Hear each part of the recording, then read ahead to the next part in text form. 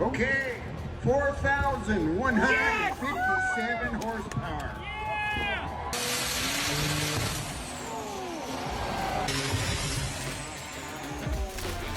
Hello, Josh. Hi, Lenny. How you doing? It's Monday. We're here. We're doing whatever we can do.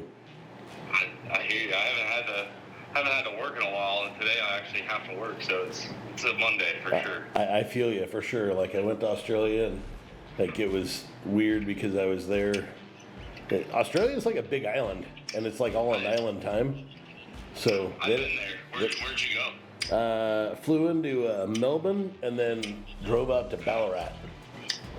Okay, so that's inland then, I'm assuming. Yeah, it's probably an hour and a half from the airport, so it wasn't too terrible far. But like nothing opens till like 8 or 8:30 in the morning. It's kind of weird. Yeah, no, Australia was wild. I got to go there when I was in the Marine Corps. Oh yeah. And they have so many things that try to kill you there. That's a wild place to live for sure.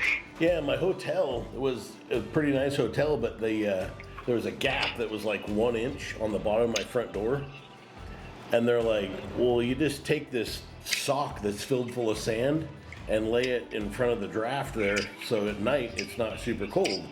And I'm like, hold on, like what about spiders and snakes? Like, how do I keep them out when I'm gone all day long and there's a 1 inch gap? Like what keeps the spiders out and the snakes out? And they were like, oh, you're fine. I'm like, until you're not. Yeah. While I was gone, you crushed 2 dynos. Yeah, we were trying.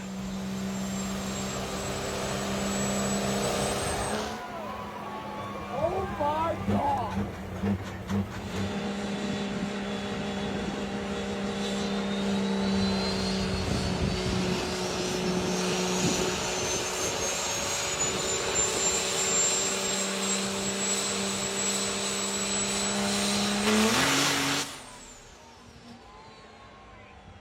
Okay, 4,157 horsepower. Yeah.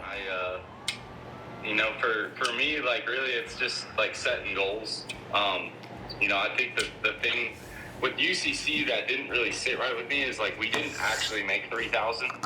We made like 2988 uncorrected. Yeah. So, and like the trans didn't hold, and like we found out a bunch of stuff. Like obviously we had some valve train problems, and just getting back out there. Like UCC is an awesome event, and I'm not knocking it, but like it messes up the whole middle of the season because like it's not like these are on the shelf parts that you need to replace. Like these are, custom order and stuff like that. So we took a couple months to go back to the truck.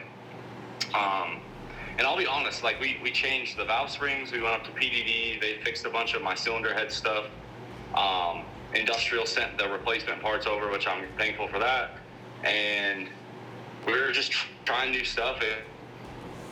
And the Steed 3000 has just come out from the guys up in Canada. Yep. And then we got with you guys, we got the new 6.7 injector so we can run more pressure. And we put it all together and we went to Diesels in the Mountain. And yeah, it was cool. Like I was way more excited at Diesels in the Mountain than I was this past weekend. But yeah, I mean, the crazy part is every time we've done it, I look at the data and I'm just like, this is the first dyno hit that we've looked at and been like, all right, I think we actually need to add more fuel and more nitrous. So I think harnessing what the engine actually makes versus just forcing more power through the drivetrain was definitely the better route to go. Right. Like now that you've done it twice, when you were at Diesels in the Mountains, what was your uncorrected number? 3280. 3,280? Yeah.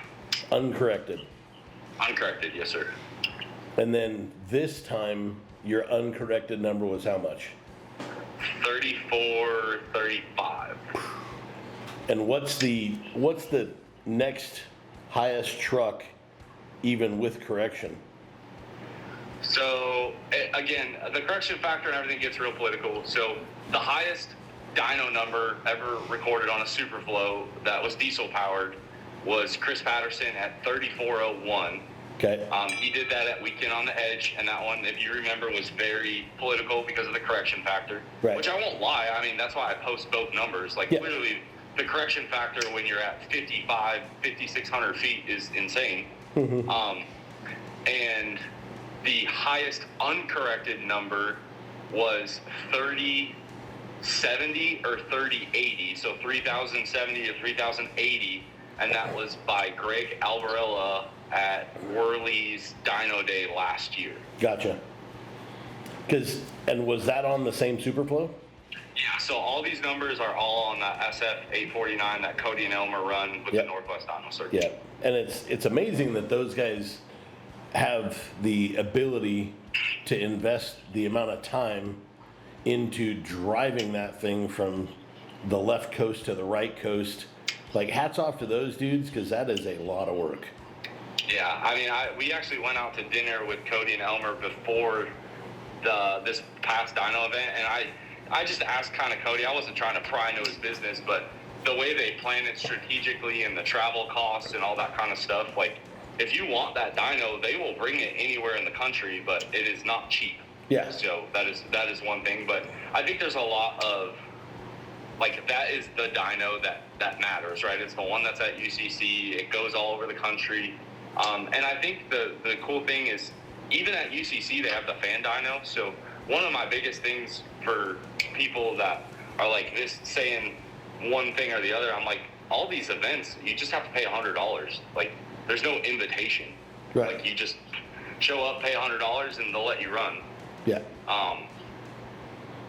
You know, and I've been on a lot of different dynos. I've been on Mustangs. I've been on Superflows, Dynajets, and Dynacoms. And the one thing I will say is the Superflow load is unique. It's very strong. The Mustang is another dyno. I truly feel like if you were going to replace the Superflow, like, I feel like Mustang's probably the next closest thing. The Mustang, though, is kind of weird with the way it loads you. It kind of like, it starts loading you off idle and all the way through, and it adjusts the load. So again, that's just, I didn't pick that dyno. You know, people like you and Donovan and Chase and all the as Chase Lee says, the old guard, that was the dyno that you guys wanted to set all the records on, so it's kind of just stuck. Yeah, and it's working. Like, I mean, that dyno is now, what, 10, 11 years old, and it has, that's the big stage. Like, that is the dyno that everybody uses, and it's the, you know, like, now people can't really say, well, there's, you know, so much correction factor over here or there. The correction factor, like, from the mechanical point of view, correction factor when you bring, you know, atmosphere in a nitrous bottle or in the form of boost, correction factor is really not designed for that. It was supposed to be designed for naturally aspirated vehicles. But if everybody's going to talk about either uncorrected or corrected, that's fine. Like, let's just have the same conversation using the same lingo. But right now, you're what, 800 to 1,000 horsepower over anybody else? Is that about right? Yeah. So corrected, we're 1,050 over anyone else, and uncorrected, we're just at about 400 horsepower, And then, more than anybody else.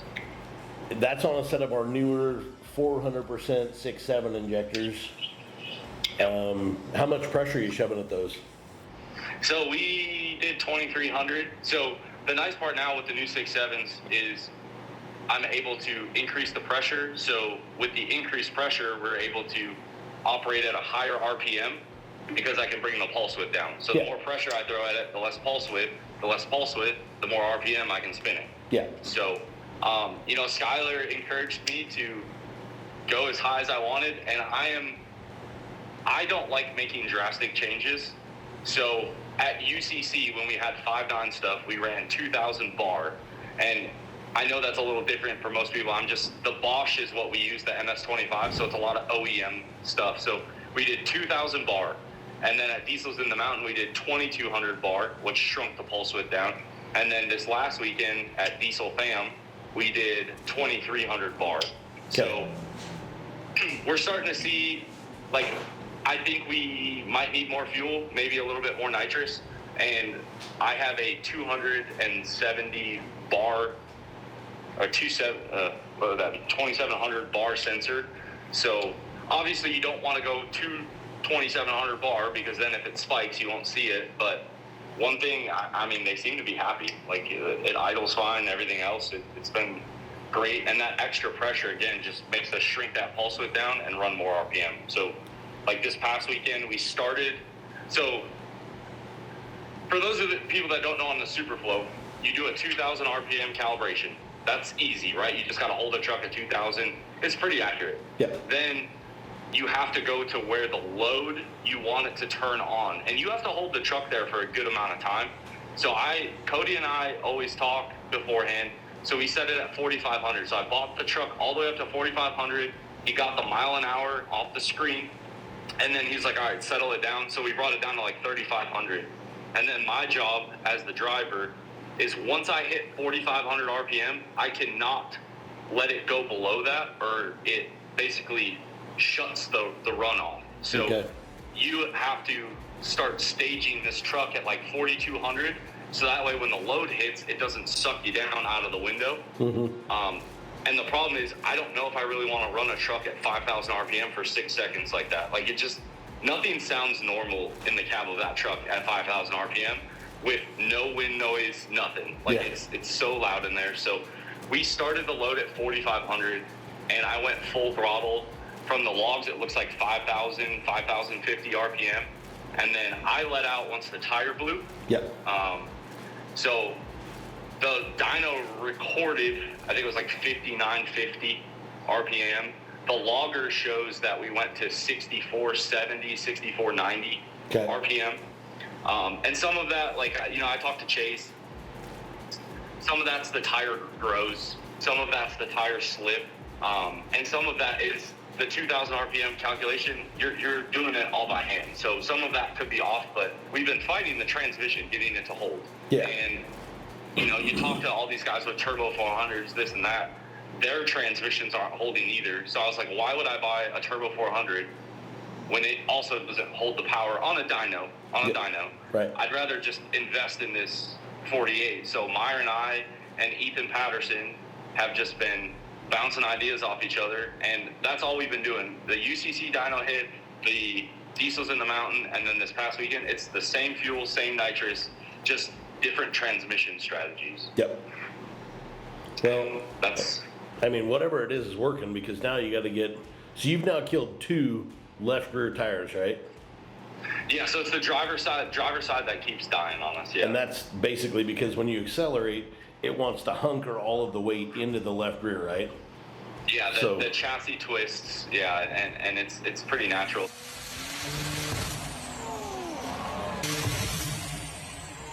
So, I got a call with Mickey Thompson. I called this morning, and one of their higher up people is actually gonna call me today to discuss like what could happen, differences. We're also talking about maybe going to like a airplane tire, because now we're talking like my roller speed was 205 miles an hour when the tire failed. That's getting it. And keep in mind, these are Mickey Thompson Pro Radial 315, 6015s. Like, these are what no time guys are going 200 plus mile an hour, 5,000 horsepower cars. It wasn't like I bought this tire at Discount Tire, you know, and we'll just play around with it. But I don't know. But I can tell you, I don't want to try again until we get a handle on the tire. Mm-hmm. And it's not even the cost of the tire, the wheel, like whatever, I'll eat it, it's fine. But like, if that tire hits somebody, hits Cody, like, that's my biggest thing. Like, I accept the risk of strapping into this thing. Cody, for some strange reason, also accepts the risk. But the crowd always wants to be 5 feet from this truck. And like, if I had it my way, I'd be 5 miles away from this truck. Yeah, yeah, and that it really, yeah. I mean, that I had a tire, you know, all the tread came off in our dyno room once about 15, 18 years ago probably, and you know, it was like this like 5 foot long, you know, snake belly that slapped the wall, and you know, it was a concrete tilt up building, but it knocked the paint like off of the wall, and it, you know, like I'm like, you know, that's, you know, that thing probably weighed 40 pounds, and it, you know, was going like maybe 110 miles an hour. And it hit so hard, everybody that was in the showroom and stuff came out running like, what was that? And, you know, like that was, the energy is crazy. So it's, Now, real quick, did you know that, or do you? So we've got rail pressure sensors and pressure limit valves. Did our guys get you any of that stuff yet? So the rail pressure sensor stuff, like I have the Bosch, so the connector's a little different. I don't know if you guys offer that. As far as the rail pressure relief valve, your boy Skyler said just leave the plug in there and let those dogs eat. So that's what we've been. That's what we've been doing. And you know what? It says a lot about his faith in his build there, because if he's willing to just let a $25 plug live in that rail, like I'm down. But you know, and obviously you guys have been one of my longest sponsors. You guys came on board so early on, and you know, it's been a lot of growth, and I definitely appreciate you and Skyler and Chris, which I know guys come and go and life moves on, but like the relationships I've built with you guys' company and your employees has been awesome. And I can tell you I would not be here without some great injectors, for sure. Well, I mean, it's all parts and people, right? Like at the end of the day, like you get good parts with somebody that wants to work really hard, and the next thing you know, magic happens. But the best parts on the planet, if nobody's willing to work hard, they don't work either. So, you know, it's all just a blend of everything. And, you know, obviously, like, of all the dudes, I mean, you're sitting in your workshop right now, and, you know, like, you've been hustling hard for a long time. So we appreciate that as well. You know, it's dudes that work as hard as you. And, you know, really, you know, when you guys are power driven, like, that, you guys used to, like, scare me how hard you all worked. Like, it was wild how just intense everybody there all night long at UCC or whatever, and you guys are just grinding. Dude, your work ethic is second to none. So, big deal. That's what I always tell people. They're like, oh, we were actually talking about this last night in some group chat on Facebook, and I was like, choose your hard, because quitting's really hard, and working through it's really hard, and like that's kind of, I don't know if it's the way I grew up or the military or what, but like, just choose your suck. Yeah. They both suck. Yeah. You know what I mean? So for me, I just keep hunkering down. And like I said, we're not done. We're probably done for the season, I would say, because the Super Bowl now is going all the way over to the East Coast. But I want to have a better solution for the tire. Because, again, like, we keep getting lucky, and I don't want to keep getting lucky. Yeah, sooner or later, luck does run out. And besides that, at some point, that tire is going to let loose, and it may not hurt or kill anybody, but the damage to the transmission and engine is going to be also catastrophic at some point. So it's probably, in my world, you backed it up twice on 2 different days, 2 different weeks. Like, you're over 4,000 horsepower. That's a mountain of power. So, yeah, that's, and, you know, like UCC, we've got between our truck plus all of our customers who are, you know, pretty much awesome. Like, I think that we've got a big field of guys going to UCC to do so amazing, and it would be, I'm hoping that we clean sweep the entire podium with all DDP injectors, period. And I think that, you know, I mean, the last 2 UCC winners are DDP. Yeah. One of them was on 849. That's pretty good. Yeah. No. I mean, that was the best money I ever spent, though. Like, I'll die on that hill. Like, the standalone ECM, I don't even care which brand you pick. Like, pick whichever one you feel more comfortable with, but, like, you're able to lean on these things so much harder because you know the ECM is going to prevent stuff. Right. Whereas an 849 is kind of like you turn it on or you turn it off. These things have a lot more adjustability. So yeah, that's a big thing for our progression as well, is just having the standalone and having confidence that this thing's going to do exactly what I tell it to do. Mm-hmm. And there's not, you know, it wasn't designed with a bunch of limiters hidden. So you have to look for those. Did I get them all? Did I turn them all off? Like, it's the ECM thing is the way of the future. And I'm not taking anything away from Kenny. Like, Kenny's a great guy. But yeah, like the standalone, and even Kenny went to the Motec.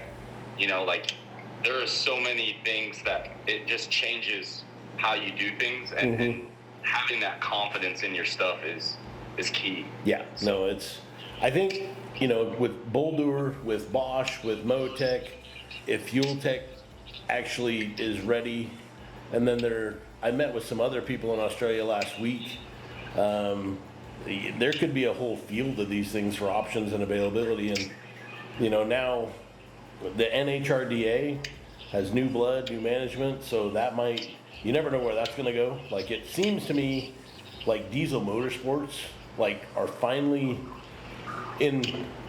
If I look back at like 25 years ago, it was 500 horsepower and everybody broke transmissions all the time. And then it was you break a transmission or you kill a head gasket. And then, common rails came on the scene, and it was like blowing the water jacket plugs out of the back of the block.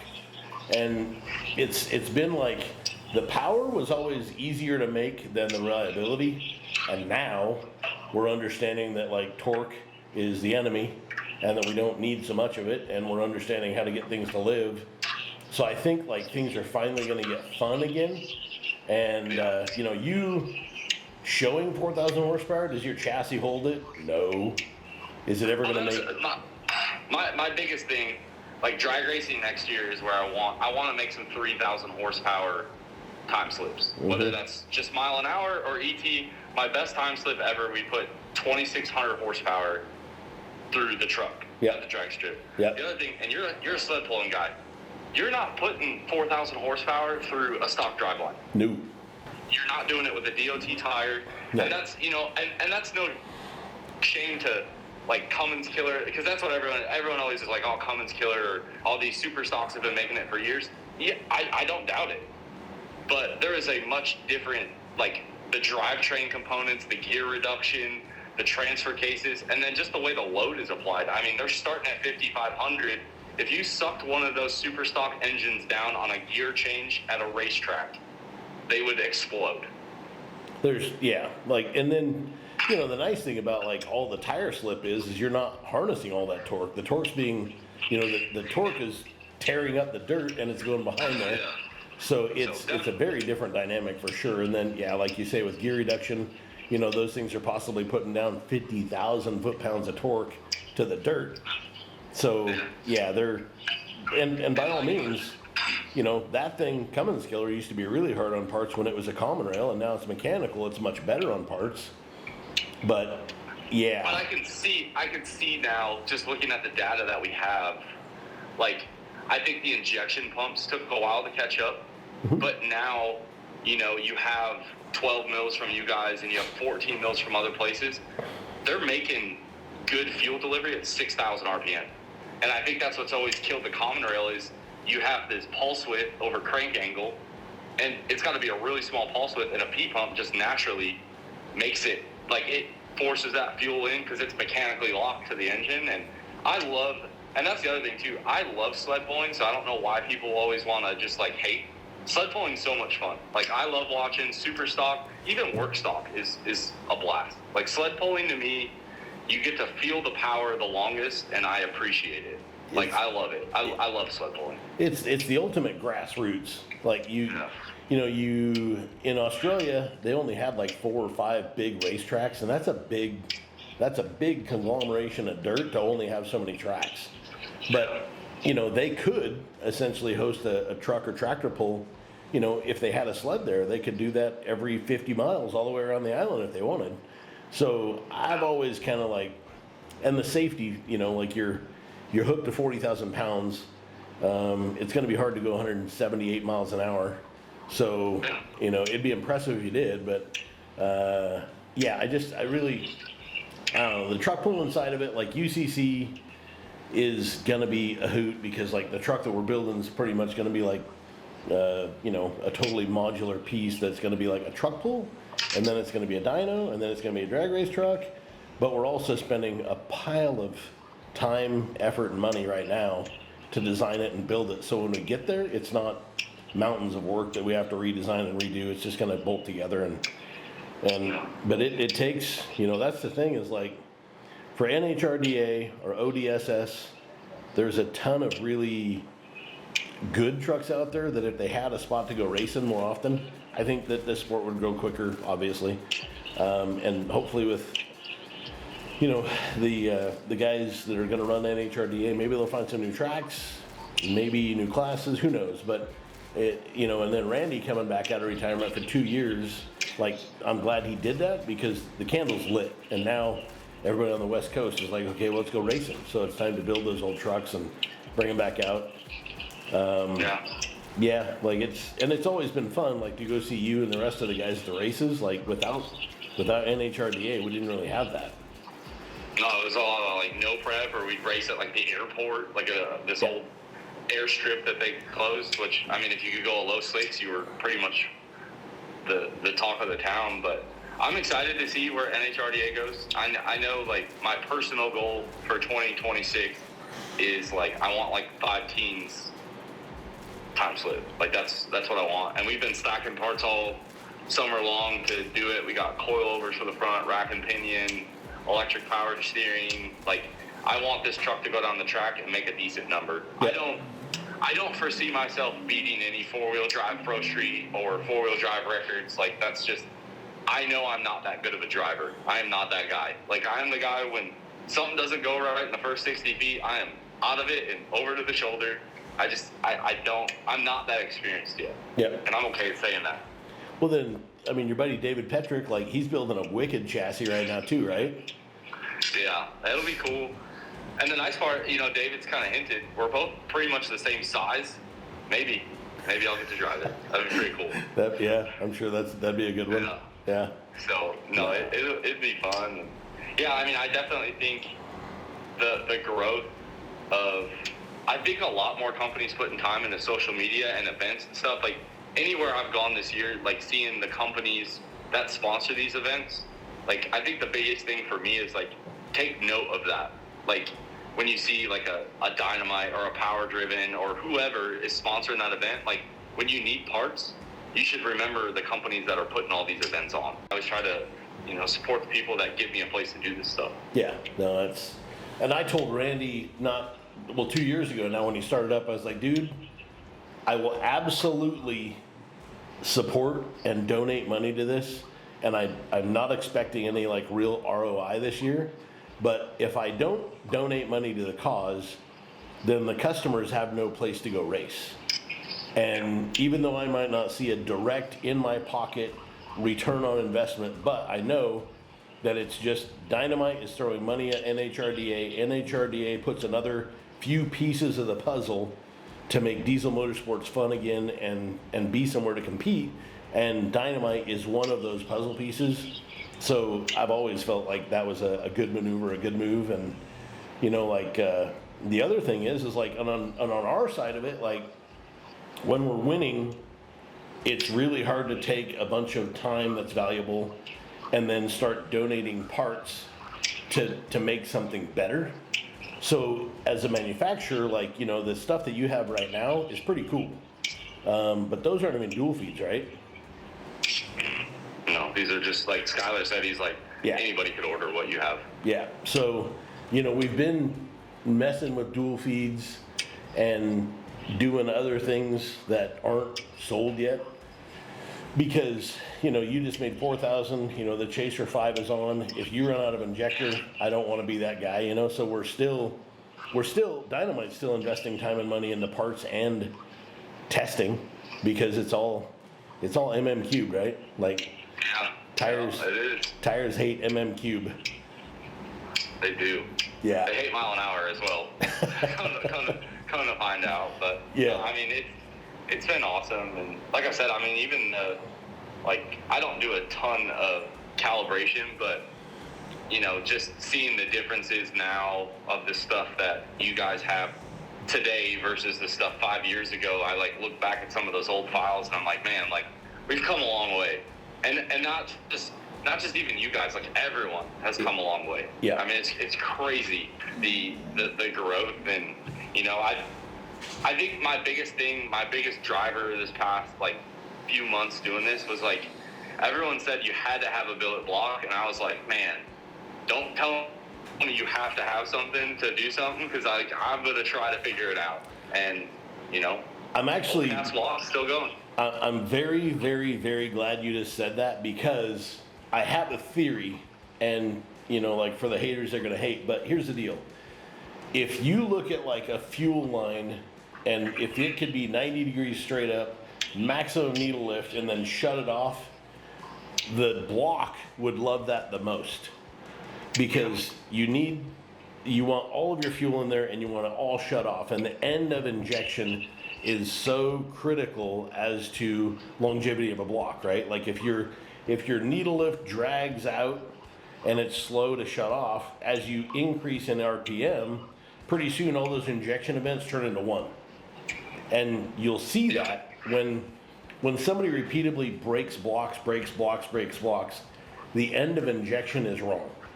And that's something that, like, with all the guys that we work with, like 3-inch sled pulling, that 3-inch class is all about efficiency. And using a 6.7 injector, which returns less back to the gas tank, makes the whole package more efficient, because the CP3 pumps aren't donating so much fuel just to go back to the gas tank, right? So those guys picked up, I don't know, 30, 40, 50, 60 horse in some cases, depending on what they were, just because the FCAs on the pumps weren't having to go crazy.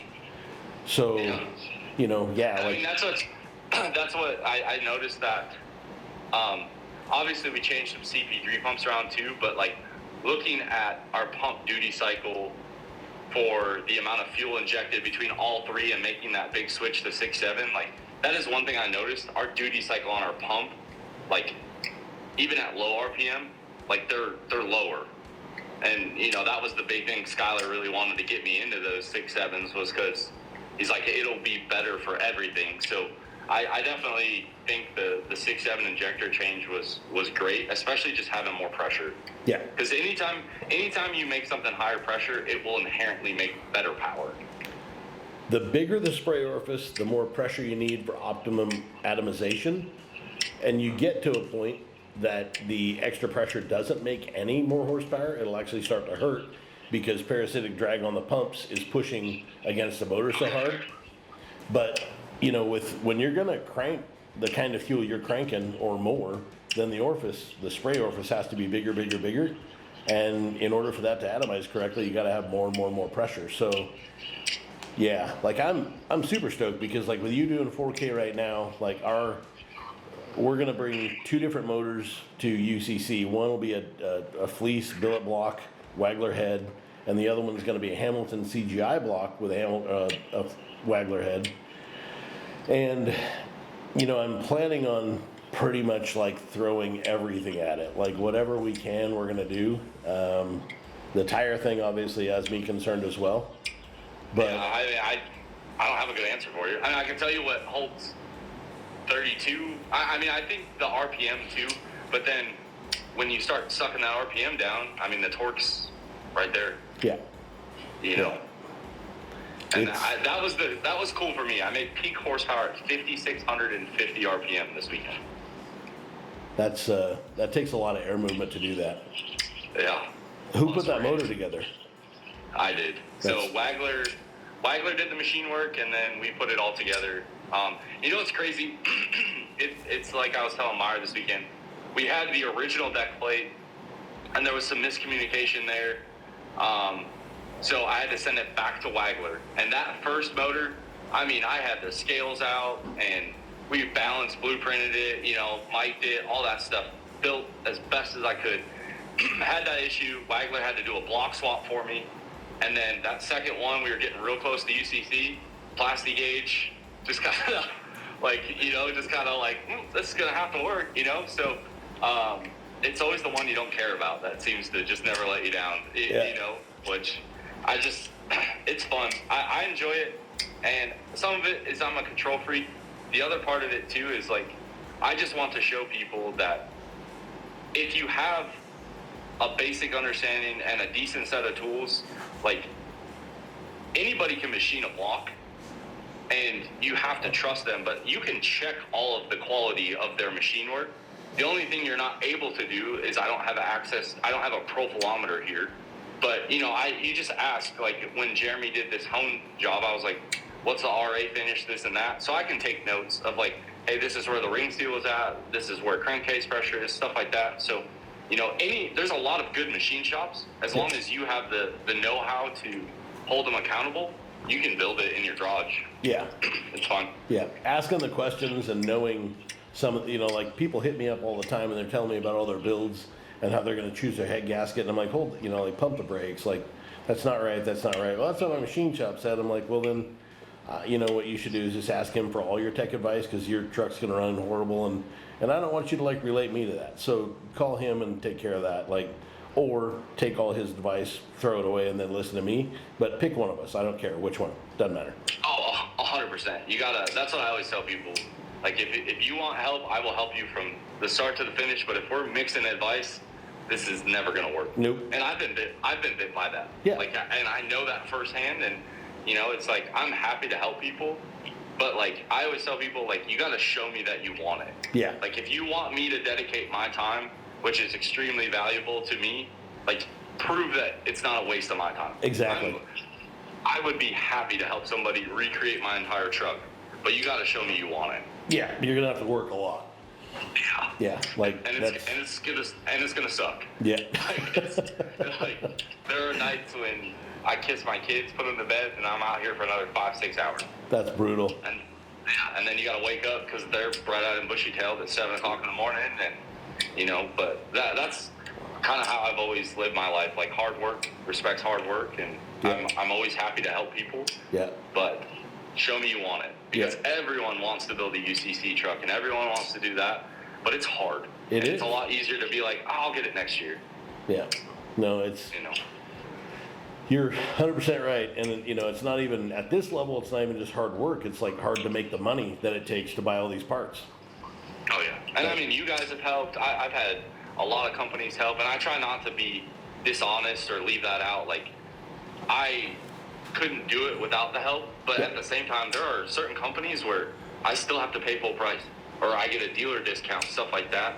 And like, you have to be okay with that. Like, it took me many years, even with you guys, to really work my way into a better price point to buy stuff. Mm-hmm. And like, then, you know, you show people like, hey, if he says he's going to do this, he's going to do it. Yeah. It might take him a few times, but like, if you're going to an event, stuff like that, like, you know, I always give people the UCC analogy. 2021, I came in I think second to last, and then 22, I think I came in 7. 23, we came in second, and then finally this year we came in first. Like, if you want it, you're gonna have to work for it. Oh yeah, yeah, and that's, you know, for all the young guys that are trying to build trucks right now, like, it's that's good information, and it's great to actually hear that from not just me, because it's real. Like, you know, I see dudes building, you know, show trucks or whatever, but that's a show truck you can put together once, and as long as you don't crash it, the next weekend it looks the exact same, and the next weekend it looks. But with race trucks and UCC trucks, every time you start that thing, like, this is a roll of the dice. Is it going to break? Am I going to crash it? Is it going to blow up? Am I going to shag a tire off the dyno? Like, this is, you're throwing dice every single time, and it's all work. Like, look at this truck here. This truck here is leaving with 900 horsepower. That'll be wicked. Yeah. Compounds, the whole 9. The only difference with a California diesel enthusiast, it's 07 and down. Yeah. It's all 5 dying crap. But yeah. Yeah. No, it's a wild ride, and no. I love it. Okay, dude. Well, now I know you got a truck there. I feel bad for sucking up all your morning, but I do appreciate you. I got all week to work on that thing, so don't worry about it. Good. Stay at home parent life, right? Amen. Amen. Well, yeah. Thank you, dude. And, you know, like, enjoy your crown. You're the king. I know. It's funny. I got a couple people in my inbox saying they're going to beat it at UCC next year. And I was like, I don't know which record you're going for here, but I was like, I'd love to see it. Yeah. You know, and I think the cool part now is it's shown that you don't need a billet block. And I think that was the huge problem, is everyone's like, oh, I got to spend $50,000 on this billet block. Yeah. You don't. You just got to be really strategic with your cast block.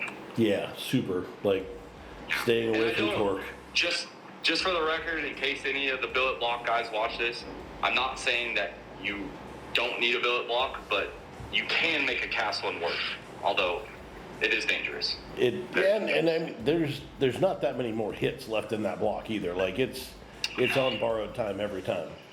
Yeah, and we keep an eye on crankcase. You know, we look for head stud steam and then oil pressure drop, because then that main rifling's starting to spider crack. But well, if you ever have like the the chain get tested underneath the hood that holds it all together, then you know you probably pushed it just a little too far. Yeah, there you go. Hey. All right, buddy. Well, thank All right. you. I'll chat with you soon. No problem, man. Okay, bud. All right, take care. Later, bye. Bye.